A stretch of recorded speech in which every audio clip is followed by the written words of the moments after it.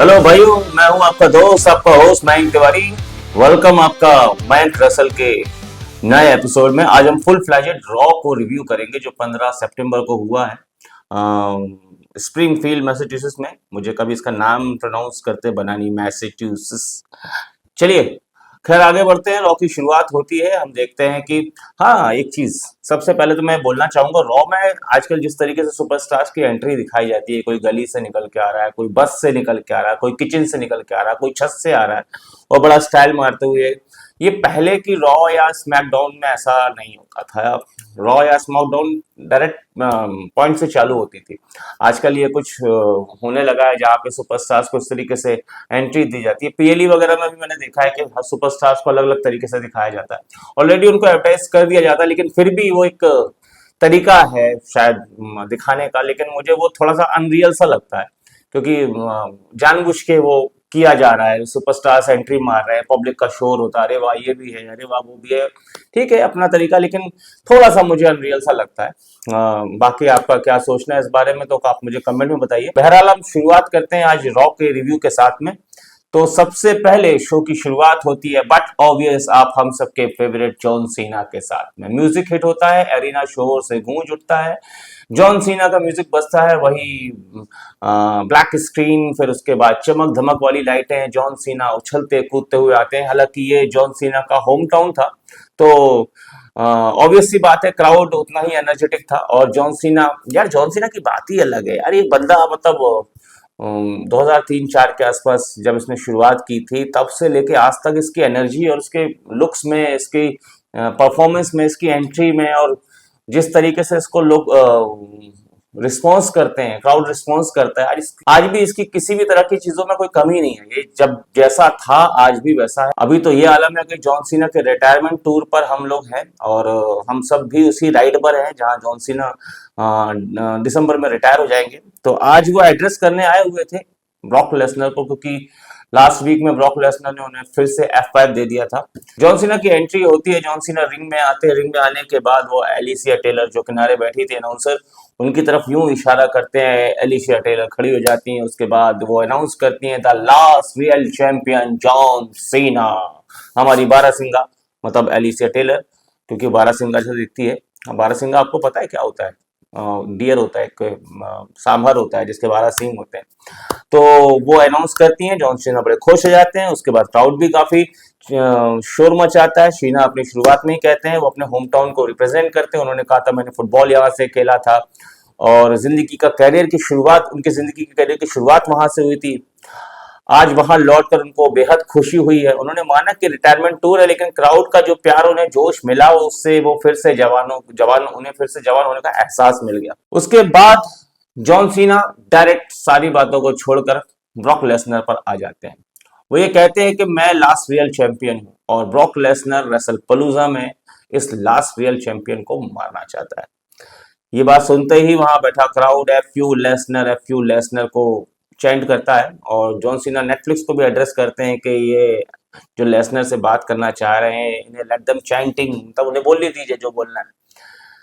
हालांकि नेटफ्लिक्स का मामला है, तो हम जानते हैं नेटफ्लिक्स अभी भी इस चीज को सेंसर करके रखा है, ये सारी चीजों को वो नहीं दिखा रहा है।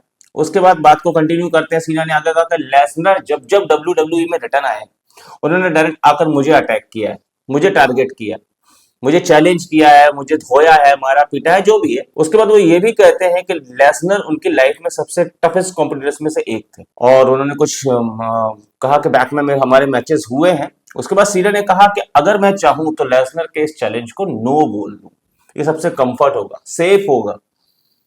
भाई मैं जाऊं तो पीछे जाके आराम से बैठ सकता हूं, मैं बैक स्टेज की राजनीति में शामिल हो सकता हूं। मेरे पास सिर्फ 6 अपीयरेंस ही बची हैं।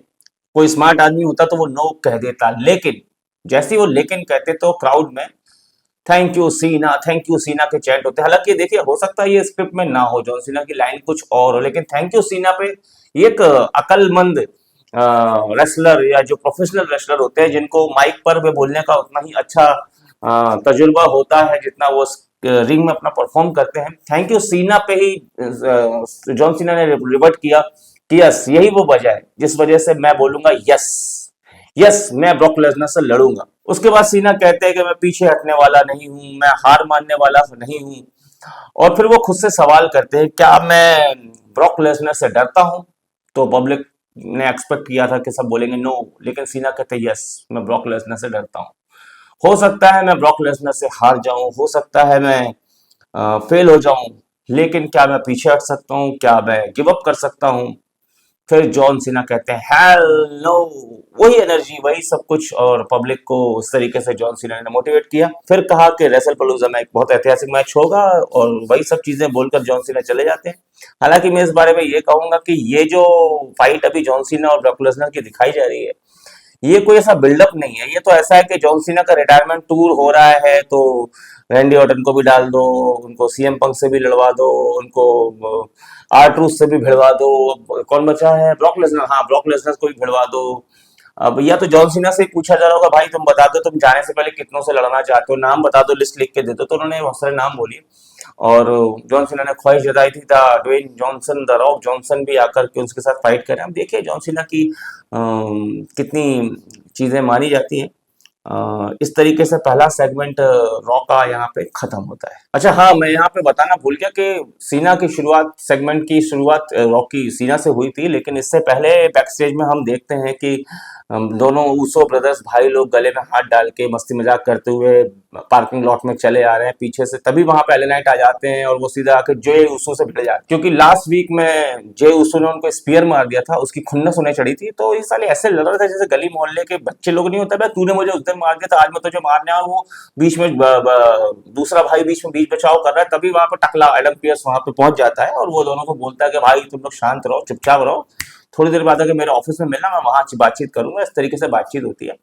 ये भी एक ओपनिंग सेगमेंट था, ये कोई स्टोरी लाइन बिल्डअप करने की कोशिश की जा रही है, क्योंकि जे ऊसो के कैरेक्टर में धीरे धीरे धीरे चेंजेस आ रहे हैं। वो क्या होंगे ये तो आने वाला टाइम बताएगा। कट टू उसके बाद जॉन सीना का सेगमेंट। जस्ट उसके बाद बैक स्टेज में हम फिर से देखते हैं कि Jey Uso, L A Knight, Adam Pearce एक साथ खड़े हैं, जहाँ के एडम पियर्स बोलते हैं दोनों से क्या तुम लोग बेवकूफ टाइप पीछे पार्किंग लॉट में लड़ाई कर रहे हो, और ये वो, अरे इसने मुझे ऐसा मारा, इसकी माँ का, इसकी बहन का, ये सब इनके बीच में चलता है। तभी टकला एडम पियर्स बोलता है देख भाई एले नाइट, तेरा जो भी है अपनी जगह है, तू अभी अपना कोई पार्टनर पिक कर क्योंकि आज तेरा मैच है। तो एलन नाइट को मौका मिल गया, वो जे उसो को देख के कहते हैं कि yes my partner will be Jimmy Uso. ये सुनकर जे उसो का दिमाग खराब। फिर कट्टू बहुत सारे और मैचेस होते हैं, लायरा वल्कारिया और रोमेजिन पीजी, पता नहीं क्या नाम है इनका, मैच होता है। उसका पेंटा का मैच होता है कॉफी किंगस्टन के साथ में, ड्रैगन ली का एली एली ग्रैंडे के साथ में मैच होता है, कैरी शेन प्लस स्टेफनी। देखिए ये जो आजकल के सुपरस्टार है ना, मैं इनके मैचेस को अभी इतना ज्यादा वो नहीं कर रहा हूँ, ज्यादा तवज्जो नहीं दे रहा हूँ। हाँ अच्छा है, इनके अपने फैंस होंगे, इनको देखने वाले लोग होंगे, लेकिन अभी मैं सिर्फ मेन सेगमेंट्स जो हुए हैं, जो मेन चीजें हुई हैं, मेन स्टोरी लाइन्स थी, मैं उस पर फोकस कर रहा हूँ। उसके बाद ये सब मैचेस हो गए, मैं इसके बारे में ज्यादा कुछ कहूंगा नहीं। ठीक थे, धीरे धीरे कोई इसमें से कोई सुपरस्टार जंप करता है, कोई हाइप मिलती है किसी को, तो आगे जाके डब्ल्यू से प्रमोट भी करेगी। फिर बैक स्टेज में दूसरा सीन आता है जहां पर जे उसो फोन पर किसी से बात कर रहे थे। जेमी उसो आके पूछते भाई क्या है, किससे बात कर रहा था, जो जे उसो उसे इग्नोर कर देते कि हाँ बस तुम फिक्र मत करो मैं किससे बात कर रहा था। और फिर जे उसो जिमी उसो से कहते हैं कि भाई आज एली नाइट के साथ तुम्हारा जो मैच है उसके लिए तुम मना करना पड़ेगा, मना करना पड़ेगा, यू हैव टू। तो जिमी उसो को लगता है मना करना पड़ेगा, ये क्या यार, मैं क्यों मना करूंगा, ये वो सब ठीक है हो जाएगा। दोनों भाइयों में बहसबाजी की नौबत आ ही रही थी। उसके बाद वो एक कुछ उला फाला वाला कमेंट मार के वहां से निकल लेते हैं, तो जे उसो का दिमाग खराब हो जाता है। अभी मैं फिर कह रहा हूँ कि जे उसो का कैरेक्टर को बदला जा रहा है, किसी और स्टोरी लाइन की तरफ से लिया जा रहा है। उसके बाद अगले सेगमेंट में हम देखते हैं cut to direct Jimmy Uso वापस एले नाइट के पास आते हैं, बोलते हैं भाई मेरे पास मेरा ऑफर खुला हुआ है ना, मतलब आज मैं तेरे साथ हूं ना, बोलता हाँ तो आई एम इन, वो इन बोलते हो चले जाते हैं। उसके बाद एले नाइट या तो इस तरीके से हम देखते हैं कि पहले हमने देखा कि जे ऊसो को बेबी फेस बना के प्रमोट किया गया, जिमी ऊसो को थोड़ा सा हिल कैरेक्टर में रखा गया, वो ब्लड लाइन की स्टोरी के साथ थे। क्या ये ब्लड लाइन की ही स्टोरी है जो वापस से शुरू की जा रही है, क्या जे उसो वाकई में रोमन रेंज की उस सलाह पर चल रहा है जहां पे उन्होंने कहा था कि भाई सीएम पंक पे भरोसा मत करना और फैमिली फर्स्ट है और ऐसा वैसा, या जो कई लोग स्पेकुलेट कर रहे हैं, कई लोग अंदाजा लगा रहे हैं कि कुछ और ही मामला है, ये मामला कुछ और कहीं से ये हुक्म आ रहे हैं कि जेउसो तू ऐसा नहीं कर, ऐसा कर, ये कोई कोई और हो सकता है, मतलब कोई और हो सकता है, मतलब कुछ भी हो सकता है। आप समझ ही गए होंगे मैं किसके बारे में बोल रहा हूँ। इस आदमी का कोई भरोसा नहीं है भाई, मैं साफ बताऊं, ये ड्वेन द रॉक जॉनसन जो है वो रेसलिंग में जब आते हैं तो ऐसा लगता है एहसान कर रहा है सबके ऊपर। वो अपनी एक अपीयरेंस के लिए पता नहीं कितना सोचते होंगे, क्या करते होंगे, हालांकि उनका शेड्यूल बहुत टाइट रहता है, मैं मानता हूँ कि वो बहुत बिजी हैं, लेकिन वो वाकई में एहसान कर रहे होते हैं रेसलिंग पर आकर।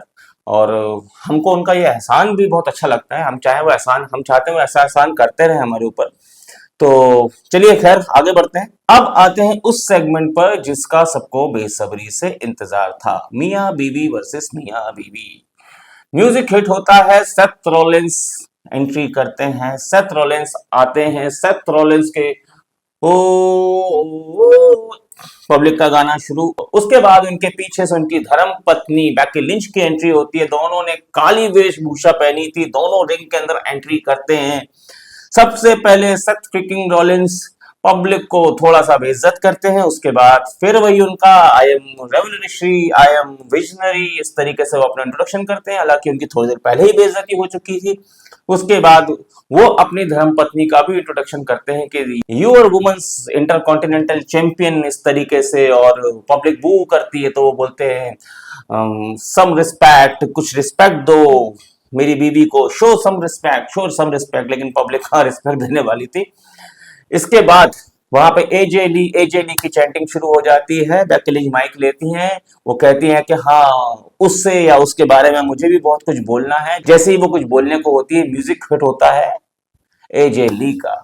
बट यहाँ पे बड़ा अचंभा हुआ जब एजे ली के साथ साथ सीएम पंक की भी एंट्री होती है। उनकी कोई सेपरेट म्यूजिक नहीं बजी, वो अपने साथ अपनी धर्मपत्नी के साथ में ही प्रवेश करते हैं और सीधा रिंग के अंदर आ जाते हैं। अब पावर कपल जो अपने आप को बता रहे हैं, बेकी लिंच और सेथ रॉलिंस, उनके सामने खड़े हैं सीएम पंक और उनकी धर्मपत्नी एजे ली। अब बातचीत शुरू होती है। यहाँ पर सीएम पंक की सबसे अच्छी बात जो लोगों को लगी होगी और मुझे भी लगी, उन्होंने कहा हेलो। उन्होंने ये नहीं कहा कि आई एम सीएम पंक, जैसे सेथ रॉलिंस ने आके अपना इंट्रोडक्शन दिया था फिर उसको अपनी वाइफ कर दिया, तो उन्होंने कहा hello I am AJ's husband, मैं एजे का हस्बैंड हूँ। मतलब वो अपनी बीवी को ये सम्मान दे रहे थे कि मैं आज एजे ली जो मेरी बीवी है जिसको सब जानते हैं, मैं उसका हस्बैंड हूँ, वो प्राउड बताना चाह रहे थे। और उसके बाद सीएम पंक कहते हैं कि अब मैं इस सब में बकवास करके बातचीत करके टाइम वेस्ट करना भी नहीं चाहता कि एजे ली कौन है, मैं कौन हूँ, ये कौन है। वो डायरेक्ट मुद्दे पर आते हैं, चारों में बहसबाजी शुरू होती है। थोड़ा सा शॉर्ट में मैं आपको बता देता हूँ, मियां बीवी वर्सेस मियां बीवी शुरू हो जाता है। शायद रॉलिंस एजे ली से कहते हैं कि तुमने सीएम पंक से शादी तो कर ली, ये बेस्ट डिसीजन, लेकिन सीएम पंक कभी भी धोखा दे सकता है। रॉलिंस सीएम पंक के लिए कुछ उल्टी सीधी बातें कहते, तभी एजे ली भी आती है, बीच बचाव करती है, वो बहुत सी बातें करती है, वही उनका अंदाज जो बोलने का है वो करती है। उसके बाद मुझे एक्सपेक्ट हो ही रहा था क्योंकि सीएम सेथ रॉलिंस जो है वो एजे ली के बहुत करीब खड़ा था और एजे ली करते करते हाथ ऐसा कर रही थी, उन्होंने सेथ रॉलिंस को थप्पड़ रसीद कर दिया। ये थप्पड़ बहुत खराब था। उसके बाद ये वही सेम फीलिंग थी जब बेकी लिंच ने सीएम पंक को थप्पड़ मारा था और सीएम पंक को थप्पड़ पड़ने के बाद सेथ रॉलिंस हंस रहे थे, पीछे खड़े हुए सीएम पंक भी हंस रहे थे। इधर सेथ रॉलिंस ने भी वही बात बोली कि मैं औरतों पे हाथ नहीं उठाता हूं, पर मेरे पास कोई है जो ऐसा कर सकता है। ये बात किसने कही थी? सीएम पंक ने कही थी। जब ये बात कही थी तब एजे ली की एंट्री हुई थी, लेकिन अब ये बात कौन कह रहा है? सेथ रॉलिंस कह रहा है। और उनके पीछे कौन खड़ी है? उनकी धर्मपत्नी कह रही है, खड़ी है। तो अब सेथ रॉलिंस क्या चाह रहे होंगे कि धर्मपत्नी जो है आकर सामने वाले की धर्मपत्नी को मारे, लेकिन होता क्या है, सेथ रॉलिंस ऐसा इशारा करते हैं लेकिन बेकी लिंच समझ नहीं पाती। फिर सेथ रॉलिंस उनके पास जाके उनको समझाते कि तुम क्या कर रही हो, मारो। वो बोलते मेरी क्या गलती है, वो बोलते मेरी क्या गलती, तुम्हारी गलती है, मेरी क्या गलती है। ऐसा करके भाई साहब बेकी लिंच जो है रिंग छोड़ के जाने लगती हैं। सेथ रॉलिंस उनको चिल्लाते हैं, वो रिंग के बाहर जाके बोलती है कि इसमें मेरी कोई गलती नहीं है। हमको लगने लगा था कि भाई अब ये मियां बीवी की टक्कर शुरू हो गई, क्योंकि इससे पहले ही सीएम पंक ने ईगो वाली बात निकाल दी थी। लेकिन उसके बाद सेथ रॉलिंस जब चिल्ला रहे होते हैं, पीछे से सीएम पंक आके खड़े हो जाते हैं। हमको लग रहा था शायद सीएम पंक अपना जीटीएस हिट करेंगे, लेकिन सेथ रॉलिंस उनको पलट कर देखते हैं और वो जैसे होता है ना कि सामने कोई खड़ा हो गया आकर के टशनबाजी, तो बोलते हैं अरे भाग बे, तो ऐसा करके वो सेथ रॉलिंस को धक्का देते हैं। इतने में सॉरी, सीएम पंक को धक्का देते हैं, तो सीएम पंक फिर सेथ रॉलिंस के पीछे भागते हैं, दोनों में भागम भागी होती है। एजे ली बेचारी अकेले रिंग में खड़ी है कि देखो मेरा पति क्या कर रहा है। पीछे से आ जाती है बेकी लिंच और उनको रॉक बॉटम स्टाइल का एक कुछ मूव मारती है, पता नहीं उनके इस मूव को क्या कहते हैं। ये वाला मूव जो है ना आजकल काफी सुपरस्टार मारते हैं, पहले भी मारते थे। अब रॉक ने मार तो रॉक बॉटम, इसे बुकर टी मारते थे तो बुकिंग कहते थे, अब इसको क्या कहते हैं आप लोग कमेंट सेक्शन में बता दीजिएगा। उसके बाद वो एजे ली पे अटैक कर देती है। सीएम पंक अपनी पत्नी को बचाने के लिए रिंग में घुसते हैं। अब फिर वही चीज, सीएम पंक और सीएम पंक के पास में उनकी पत्नी लेटी है और सामने बैठी है बेकी लिंच। बेकी लिंच को जब सीएम पंक देखते हैं, सीएम पंक बेकी लिंच को देखते हैं, बेकी लिंच सीएम पंक को देखती है। और भाई मैं यहाँ बोलूंगा, इससे पहले जितनी बार भी सीएम पंक ने बेकी लिंच से थप्पड़ खाए, ये जो थप्पड़ मारे हैं बेकी लिंच ने, ये कुछ अजीब ही से थप्पड़ थे भाई। ये मतलब देखने वाले को भी गुस्सा दिला दे, जिस तरीके से वो मार रही थी और बोल रही थी और वो मारती जा रही है, ऐसा लग रहा सीएम पंक मार दे भाई। मत सोच के औरत को मारना नहीं चाहिए वहां पर, क्या करेगा वो, उसको मतलब उसकी पत्नी वो, मतलब अब तो बहुत अजीब हो गया। मतलब मेरे को खुद लग रहा था यार कि यार मेरा बस चलता तो मैं GTS VTS rock bottom stunner stunner जो होता मैं जड़ देता, लेकिन चलिए कोई बात नहीं, सीएम पंक ने उसको भी जाने दिया और ये सब इनका प्लान मूवमेंट था। सेथ रॉलिंस नीचे जाते हैं, बेकी लिंच नीचे जाती हैं, बड़े खुश होते हैं कि वाह वाह हमने बहुत बढ़िया काम कर दिया, हमें बड़ा मजा आ गया। खैर इस तरीके से इस सेगमेंट का एंड होता है।